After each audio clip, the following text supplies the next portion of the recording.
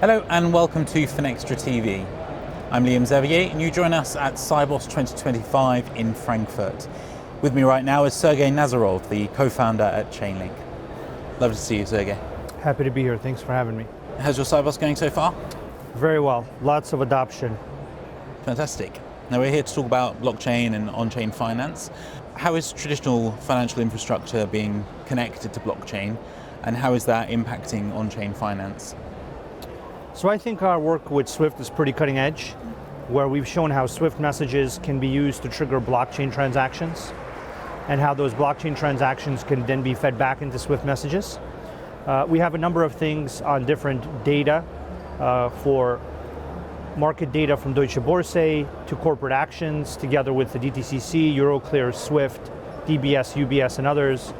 So I think you're seeing a lot of different layers of the TradFi kind of stack get integrated via Chainlink into the on-chain world, whether that's institutional data, whether that's identity with the LEI, whether that's corporate actions, whether that's even just basic messages and functionality that existing systems have. So I think Chainlink is very far along in integrating these different layers of existing systems and making them highly useful on-chain.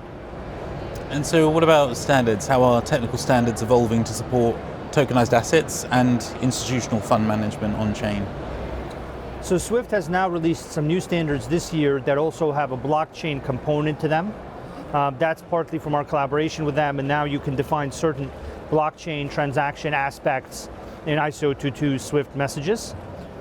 So standards are very important because it's the efficient way for transactions to happen, and that efficiency means there's more participants, more transactions, more users.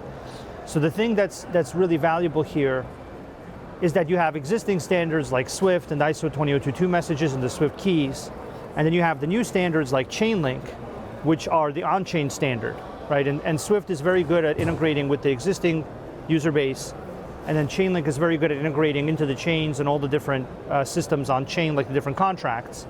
Now we've made those two standards compatible so that the Swift membership can utilize chains. And so the appearance of reliable standards on chain is, I think, one of the key building blocks that Chainlink provides to the whole blockchain ecosystem. Standards for how data works on chain, standards for cross-chain interoperability, standards for how identity is represented on chain, standards for how Swift messages and other commands are executed on chain. All of that is actually really critical, I think, to the next stage of our industry here in the digital asset world for scaling purposes, right? If you don't have people on a shared way to transact, on a shared way to define data, on a shared way to define identity in this on-chain world, then everyone has to coordinate a lot every time they want to transact. But if you and me agree that we use the Chainlink ODP on-chain data protocol to define market pricing and to define valuation data, if we agree that we use CCID, the cross-chain identity, together with existing identity systems that get put on chain through that identity system, if we agree that we're connected to each other over CCIP, the cross-chain interoperability protocol, now all those questions of how do we prove the value of the asset, how do we prove the identity of the people transacting, how do we move the asset between my chain and your chain environment, all those questions went from a big cost to no cost. And so that's really the power of standards. And then you do need the existing standards, like the Swift messages, to be made compatible so that the big user base on the Swift standards can be able to use the new on-chain standards in the form of ODP, CCIP, CCID, all of these different Chainlink protocols and standards. I think you mentioned it briefly there, but I think before we used to think of decentralized technologies and finance as quite separate from regulation, but that's changing quite a bit. So how are decentralized technologies helping to support regulatory compliance and identity verification in finance? Yeah, there's definitely now a world where on-chain compliance is something that's necessary for transactions between institutions and also between institutions and the DeFi protocols in the public chain world. That really starts at a certain level of identity. That's where we have CCID, the cross-chain identifier. The cross-chain identifier can include different sources of off-chain identity, sources like the LEI, Swift identifiers, and others. And so you can create identity on-chain. Then, once you have identity, you can start automating compliance. You can start creating conditions around your identity has proven these 5 things to me, but these 2 things remain, and when you prove these 7 things, then we can transact.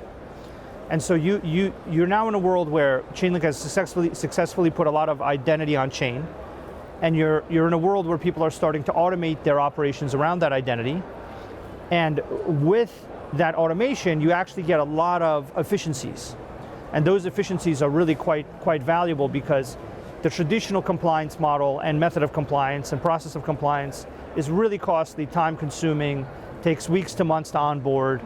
In this new model, what we're really shooting for is that once you prove your identity, once you append various proofs about the status of your identity, that you're an accredited investor, you're not on the OFAC sanctions list, you're in a specific jurisdiction, you're in good standing on some other dimensions, then you can reuse that verification with other institutions. So instead of having to go through 10 months of aggregate onboarding across 5 institutions, you're now at 2 months for the same 5 institutions. And then that scales massively if instead of 10 institutions, you have 100 institutions or 1,000 institutions utilizing that same level of verification. So that's really the long-term vision. And the short-term value is enabling institutional transactions between institutions and between institutions and the public chain DeFi protocols. And you mentioned efficiencies there.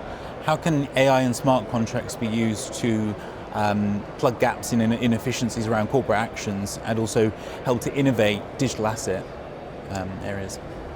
So what AI does in the financial industry right now is I think it takes a lot of unstructured data, a lot of confusing data, a lot of data that can't be used for automation, and it turns it into structured data, reliable data, data that can trigger things and trigger automation. So that's what we've done with corporate actions, where we use multiple AI models on a network of nodes, and those nodes compare the results of the AI models. So you have multiple AI results getting compared and finalized, which reduces the amount of manual intervention in corporate actions. So I think the statistic is that about 75% of all corporate actions require manual intervention. They require a person to view the corporate action, read it, confirm that it's correct. We think that we can take that down to less than 5%. And so that's a huge reduction, using AI to verify the data and do it in a kind of consensus-driven recurring way. Then that data that gets verified by AI in the Oracle network gets put on chain. That creates a golden record. So that creates a shared golden record that everyone that wants to rely on that corporate action can rely on. And then we connect that golden record from the chain where it's initially published onto all the other chains. So now it receives this wide distribution across all the chain environments where smart contracts will want to use it. And then what this really results in is that you have tokenized equity, you have tokenized stock that requires access to corporate actions in order to operate properly. And now you can operate it correctly on chain because both the tokenized equity and the corporate action are both on chain, able to interact with each other, which is really the right way to build that system. So I think we're entering an exciting world where you have a lot of critical information going on chain, you have a lot of chains getting connected to each other, you have a lot of liquidity going on chain, you have AI models creating reliable data sources for the automation of various asset servicing activities like corporate actions. And I think that's all adding a lot of value, end user value, to smart contracts and what those smart contracts are able to do on chain for the financial institutions. And I think now we're going to reach that point where you have enough stable coins on chain and enough tokenized funds on chain and enough of these other better ways of doing asset servicing, better data methods on chain that don't exist off chain. And so now you'll have 24/7, 365 markets. You'll have those stable coins and those tokenized funds trading in those markets. You'll have 24/7, 365 collateral management. You'll have better corporate actions management. You'll have better data quality. All of these things, I think, are going to add up to a long list of benefits that make the digital asset version of something better than the TradFi version of it. And so that's something that I can see happening and going out into reality next year. Well, really interesting discussion. Hopefully we can see a bit more next year and see where we're at then. Thanks for joining the studio. My pleasure. Thank you for having me.